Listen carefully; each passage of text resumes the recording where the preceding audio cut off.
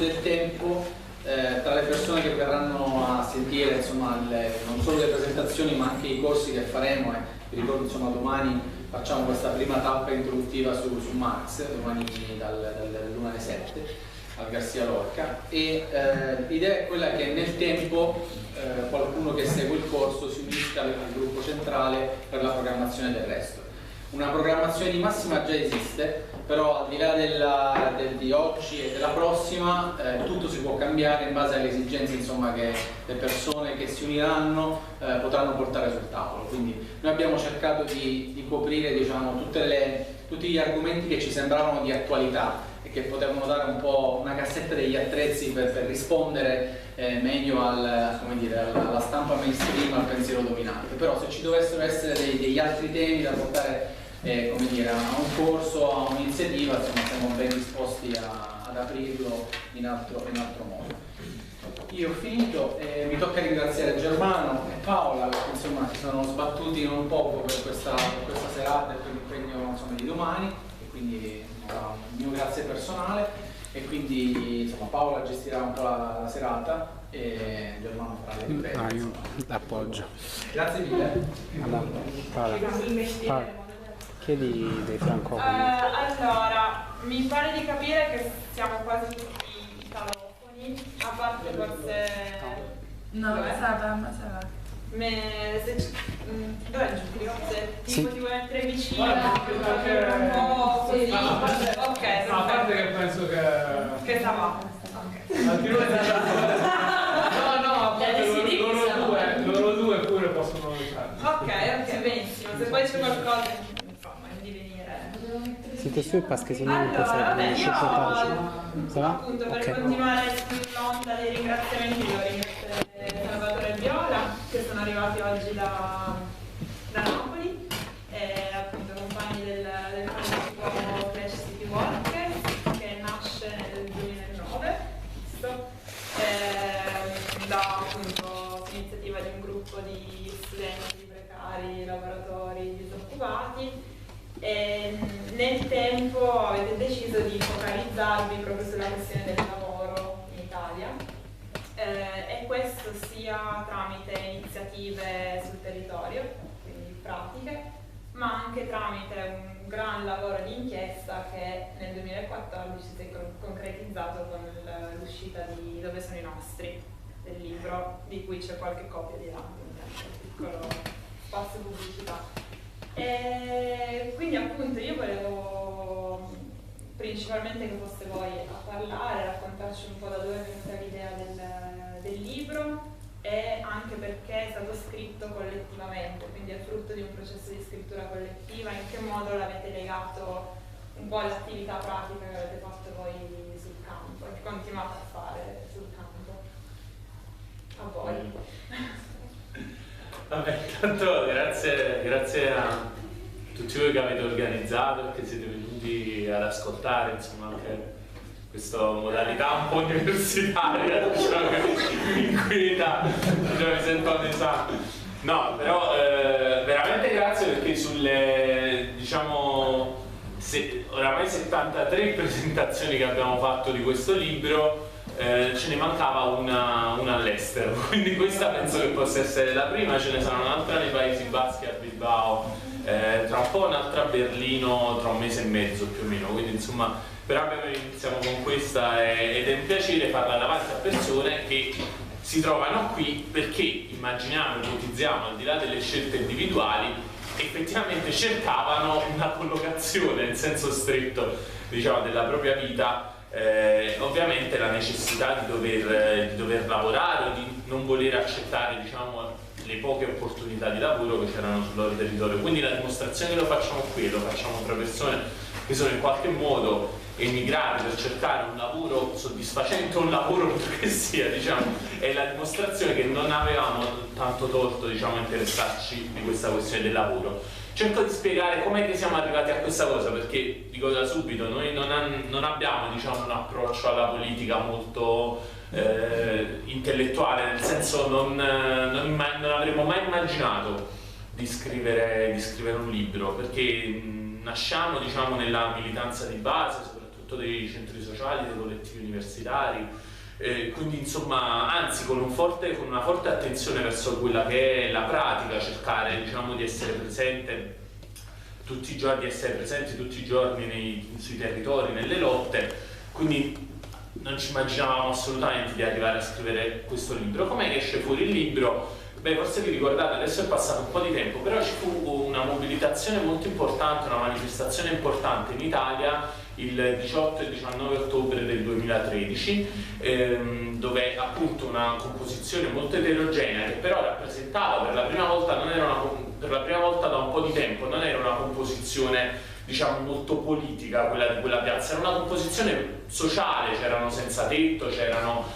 lavoratori, c'erano tante categorie, c'erano i facchini della logistica che si erano resi protagonisti di diverse lotte in questi anni, e fecero diciamo un bel corteo che poi si concluse diciamo in una maniera un po' conflittuale. Di lì in poi nacque tutto un dibattito dentro il movimento italiano su diciamo la fine in sostanza della possibilità dei lavoratori di rappresentare un elemento di spinta per il conflitto nel nostro paese, in sostanza la necessità di dover puntare su delle figure un po' più, diciamo così, marginali, senza tetto, oppure gli immigrati visti quasi come categoria diciamo per sé, astratta così dalle condizioni e dalle relazioni che hanno diciamo nel mondo del lavoro. E quindi si sviluppò insomma tutto questo tipo di dibattito che mirava a dire cosa? A dire una cosa che in sostanza la sinistra stava dicendo da 20 anni, cioè che appunto le lotte sul mondo del lavoro o non ci stanno, se ci stanno sono marginali o comunque non sono davvero conflittuali, eccetera. Noi non ci trovavamo molto d'accordo con queste posizioni e pensammo di scrivere così qualcosa. Questo qualcosa però, buttato giù in 3 pagine, ci sembrava molto ideologico, cioè i lavoratori sono importanti, vabbè, però lo devi dimostrare, cioè i lavoratori esistono ancora, in particolare dentro alla fascia del mondo del lavoro gli operai hanno ancora diciamo un loro ruolo. Beh, però se lo dici così sembra una cosa semplicemente ideologica, che ti stai attaccando al passato, cioè questa cosa la devi dimostrare. E per cercare di dimostrarla alla fine ci prese 200 pagine e dicevo vabbè, ok, abbiamo fatto un libro e uscì fuori così. Quindi dico, fu anche un po' estemporanea diciamo la produzione, però in realtà il libro veniva da lontano, perché appunto, come ha detto Paola, nel 2009 ci trovammo a fare un ragionamento subito dopo il grande movimento studentesco, quello dell'Onda, perché molti di noi avevano iniziato a lavorare o lavoravano già o erano in contatto con situazioni lavorative e si trovavano in questa specie di schizofrenia, che se uno stava negli ambiti, diciamo così, di movimento, nei centri sociali, a contatto con i collettivi, sembrava che centrali e le figure su cui puntare, le questioni centrali fossero appunto tutt'altre. Si veniva da 10 anni che si parlava diciamo del cognitariato, della riflessione intorno alle conoscenze, quindi sembrava molto centrale fosse quello lì, anche appunto c'erano teorizzazioni sulla fine diciamo delle stesse classi sociali, in una sorta diciamo così di molteplicità, che però non si capiva bene diciamo che rapporto intrattenesse. Appunto il lavoro non era nemmeno più centrale, perché chiaramente in questa lettura tempo di lavoro e tempo di vita erano completamente interscambiabili, quindi qualsiasi atteggiamento, qualsiasi comportamento fosse in qualche modo diciamo opposto a quello del potere si configurava come antagonista, per cui noi avevamo assistito diciamo in quegli anni per esempio a ragionamenti del tipo beh, se ti fai le canne alla fine sei antagonista a questo sistema, perché quindi la contraddizione al capitale la puoi prendere da qualsiasi punto. Il che ovviamente in parte è vero, in parte però non basta insomma dire questa cosa, e quindi noi avevamo diciamo fatto un ragionamento sull'irrilevanza del movimento se restava in una nicchia stretta diciamo agli ambiti sociali che noi già conoscevamo, un po' di studenti, un po' di così, e se provava semplicemente a fare teoria della propria esperienza diretta. Ecco, in politica uno degli errori più grossi che si possa fare è quello, non perché lo dico io ma perché c'è un'abbondante letteratura in materia, è quello di fare teoria soltanto della tua esperienza diretta. A quel punto, se tu sei studente, inizierai a pensare che la centralità diciamo di tutto quello che si muove nel paese sono gli studenti. Se sei ricercatore all'università, principalmente sono loro che scrivono i libri, pensi che la centralità sono i ricercatori universitari. Chiaramente se tu vai a vedere diciamo la complessità e la multiformità della società trovi altre cose. E noi, un po' perché avevamo iniziato, diciamo, a lavorare in ambiti, diciamo, anche un po' diversi, e quindi scoprivamo che effettivamente tanti lavoratori, cioè esistevano, diciamo, succedevano delle cose sui posti di lavoro. Un po' perché appunto andando a vedere qualche dato così superficialmente questa cosa non ci tornava, che le classi sociali erano finite, abbiamo detto ma proviamo un attimo a cercare, diciamo, di intervenire su questa composizione sociale. Ora, se tu sei uno che esce dall'università o da un centro sociale, diciamo così, e vuoi provare a intervenire sul mondo del lavoro, o non trovi niente, perché oramai il mondo del lavoro è stato così tanto frammentato e polverizzato che quando andavamo magari a lavorare in un call center non trovavamo niente, ma nemmeno il sindacato, cioè nemmeno la gente sapeva cosa voleva dire il sindacato. Poi noi veniamo anche da Napoli, diciamo il gruppo originario di Napoli, chiaramente c'era una scarsa cultura dei diritti del mondo del lavoro, quindi veramente ti sembrava di essere un alieno in quei contesti, oppure trovavi il sindacato che però obiettivamente, diciamo, in tutte le sue varie declinazioni aveva, diciamo, molti limiti, non si interessava più. Di fatto, se uno voleva capire un po' com'era la situazione delle classi sociali in Italia, l'ultimo testo risaliva al 1980, un testo di Silos Labini, cioè parliamo che tu per 25 anni, 30 anni non sapevi, diciamo, cosa era successo alle classi sociali in Italia. E quindi noi iniziamo a fare una cosa semplice. Siccome di volantinaggi fuori alle fabbriche da piccoli ne avevamo fatti tanti, di dare il volantino così, vedevamo che la cosa non funzionava, perché non è che tu devi andare a dire al lavoratore oh guarda sei sfruttato, il capitalismo, così, quello dice sì grazie, però io ho un problema, lo so che il capitalismo fa schifo, magari lo so anche, però intanto io ho un problema, devo far campare la mia famiglia così. Abbiamo detto non partiamo, diciamo, con un approccio ideologico, che è quello che ha contraddistinto anche i compagni, diciamo, più in buona fede, cerchiamo di partire innanzitutto rendendoci utili, cioè facendo una cosa che in qualche modo servisse. E quindi intanto la prima cosa, l'inchiesta, cioè noi materialmente che tu fossi più ortodosso o meno ortodosso, ma si ragionava per congetture, cioè chi diceva ok gli operai esistono ancora, sono la classe rivoluzionaria, chi diceva no guarda non esistono più, anzi non esistono manco più le classi, nessuno di questi però aveva fatto inchiesta. Fare inchiesta vuol dire non soltanto mettersi là con i dati Istat, come pure abbiamo fatto, andare a vedere se queste figure eccetera, vuol dire andare fuori ai posti di lavoro,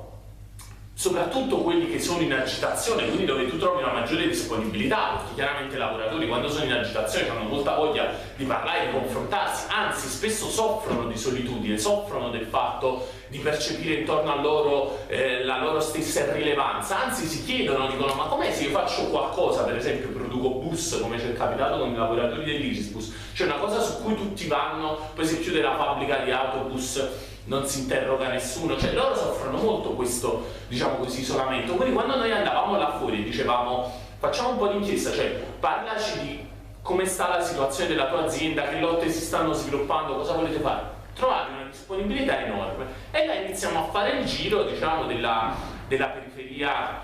napoletana dove erano insediate tante attività produttive e scopriamo delle cose che non immaginavamo, nel senso che non avevamo mai incontrato. Scopriamo per esempio che c'era una conflittualità continua sui posti di lavoro che spesso chiaramente non emerge, però chiunque prenda un giornale locale o prenda un giornale specializzato, anche un giornale della borghesia, per esempio a